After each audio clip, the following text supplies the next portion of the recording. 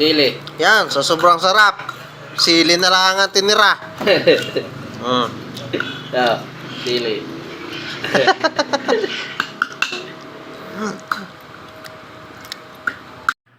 Hello mga insan, luto tayo ng buto ng ugog.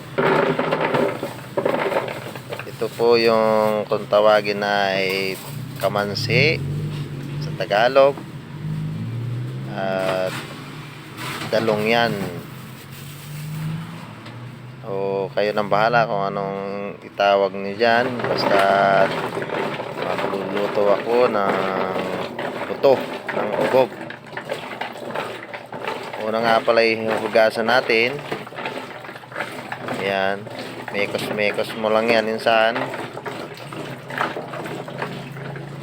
Para mawala yung mga natirang laman-laman. Tapos, salain natin. Tapos, konting hugas ulit. Lagyan natin sa kaserola. Halo-halo. Lagay ulit ng kaserola.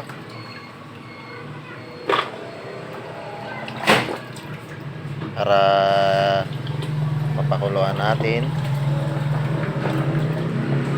Ayan. Dakot-dakot mo lang yan insan. Dakot-dakotin mo lang.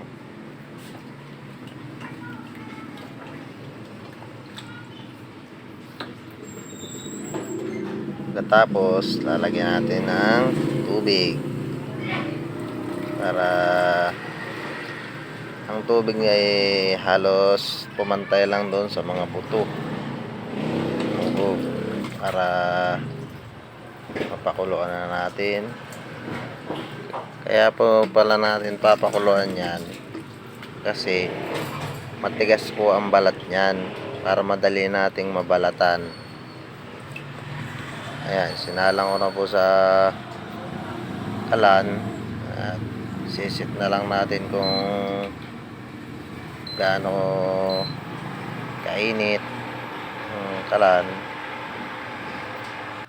Matapos nating pakuluan ang buto ng ugog, ito, umpisa na naman nating balatan isa-isa. Ayan. Kailangan mabalatan kasi yan kasi doble po ang balat niyan, makapal. Kukunin lang natin dyan yung laman. Sige, balat lang ng balat. Isang maubos yan. Yan po ay pagkatapos ng balatan ay dalawang klase ang gagawin kong luto dyan. Ang gagawin kong adobo, parang kumbaga saan ay parang adobong mani ang luto. Tapos yung isa ay gagawin kong lalagyan ko ng asukal, parang pili naman kung ang luto. Sa tagal ng pagbabalat, ayan, inabot na nga ako ng antok. Pero tuloy lang, babalatan natin yan hanggang sa mga lahat yan. Kahit yan ay nakakantok. Ayan o, papikit-pikit na ako dyan o. Yung pagbabalat kasi nito eh nakakainip. Kung hindi lang ito masarap. Ayan o, inaantok na ako din o. Pinipilit ko lang mumulat eh. Ayan. Huwag kang mag-alala. Pag natapos ko rin, sigurado namang pag naluto ay masarap. Kala mo puyat na yan. Ayan, tapos ko ng balatan lahat. Salin natin dito. Ay, kita nyo guys. Ay, mas marami pang balat kaysa sa laman. Sunod naman natin gagawin dyan Kagayatin natin ng maliliit yan. Para mas mabilis lumutong. Mabilis maluto. Kasi malalaki yan eh. Pagka hindi natin ginahit yan ng maliliit, may tendencying magpilansikan yan sa sa mantika. Ayan, isa-isahin ko yan. Ganyan po katagal ang proseso ng pagluluto niya. Katapos nga nating gayatin lahat, ito isusunod ko naman yung pang isasama natin sa adobong ugob. Ayan, gagayatin lang natin yung bawang ng maninipis para lumutong din. Bali konti nga lang ang ginayat ko rito kasi nga kaunti lang naman yung laman para magkaroon lang tayo ng dalawang klase ng luto at matikman din ng aking mga kasamang magkaibang luto ng ugog. At syempre pagkatapos natin gayat yan, hindi mawawala yung pampasarap na sili, pampagana kumain. Yan, gagayatin natin ang pino para masarap, lalong sumarap ang ating adobong ugog. Yan, pagkatapos nyan, sisit na natin ulit ang kalan at magpapainit na tayo ng mantika. Kailangan bago natin isalang yon, mainit na yung mantika para lalong maging crispy ang ating lulutuing adobong ugog. Yan, lagyan ko nga pala yan ng halos kalahati ng pitsil ng mantika para lubog na lubog po yung buto ng ugog. Yan, matapos ng pakuloyin ng mantika, ayan, sasalang nga natin. Ayan, nilagay ko nga pala yan doon sa strainer para hindi magkalat-kalat yung buto at mabilis nating mahahango. Kasi kung iisa-isahin natin yung sa paghahango ay matagal pa. Pero kung wala naman, pwede na ring rekta na lang sa kawali. Yan, hintayin lang natin maluto yan hanggang sa medyo mag brown ang kulay.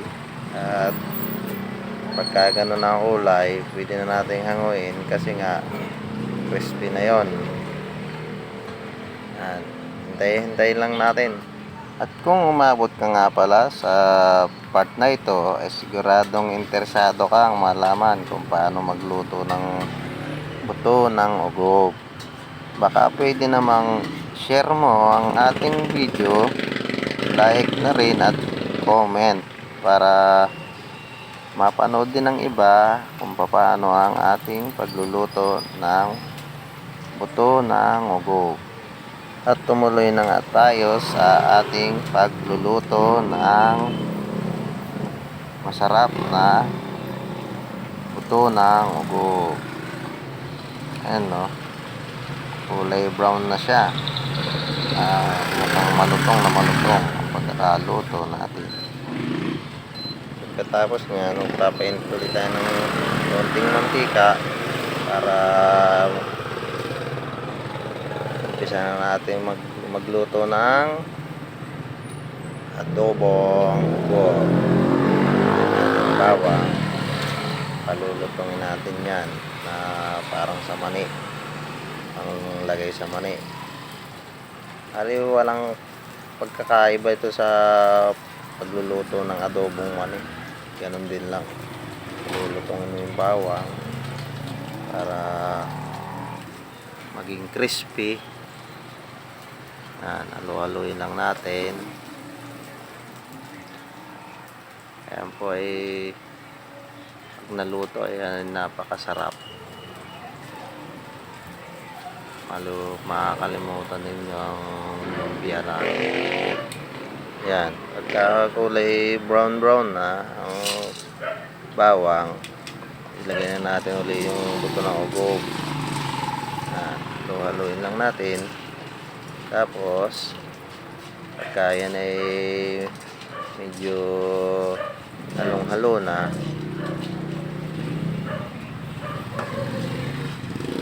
lagay na susunod na natin dyan yung sili. Ayan. Tapos yan, kaunting halo-halo lang din. Tapos yan pag halong-halo na ito na yan. Bali, pag nahango na natin yan, lalagyan ng iodize para dumikit yung iodize. Tsaka titigisin pa natin uli yung kaunting mantika kasama dyan para hindi mamantika yung ating adobong ubog. Mekos na lang natin yan. Tapos yan, mekos na yan. Makatapos, sunod naman natin yung asukal. Ito po ay ibang luto na. Ito ay lulusawin lang natin yung asukal. Tapos nalusaw yan, ito ay para pong panot siya kung sa yung itik panot siya na sinamahan ng mani. Ganun, gagaya din natin ang luto doon. Kaya na yun medyo na brown na, lagyan natin ng kaunting tubig para hindi masunog, para yung asukal malusaw na maigi. Basta halo-haloin lang natin yan para lahat ay malusaw ang asukal. Pagka kita yung malapot na yung pagka sabaw ng asukal, sunod na natin dyan yung natirang piniritong ugob. Yan, at halo-haloin lang natin yan hanggang sa mabuo, hanggang sa lumahok na yung asukal sa buto ng ugob. Yan, mekos lang ulit natin yan hanggang sa humalo na lahat yung asukal.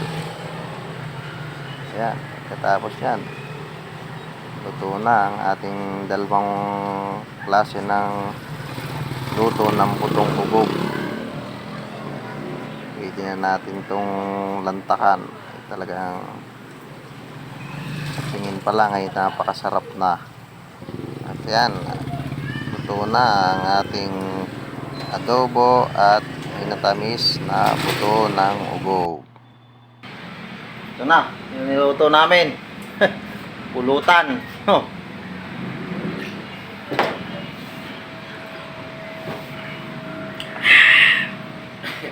Para sa akin, pares lang ang sarap. Kaya yung adobo, kaya yung inatamis, nilagyan ng sukal.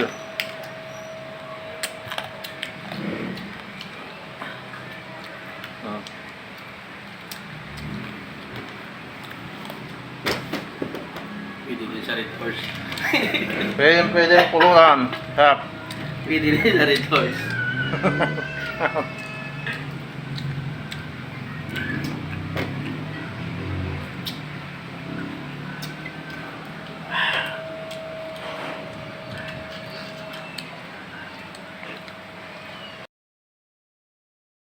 Sili. Yan, sa sobrang sarap, sili na lang ang tinira.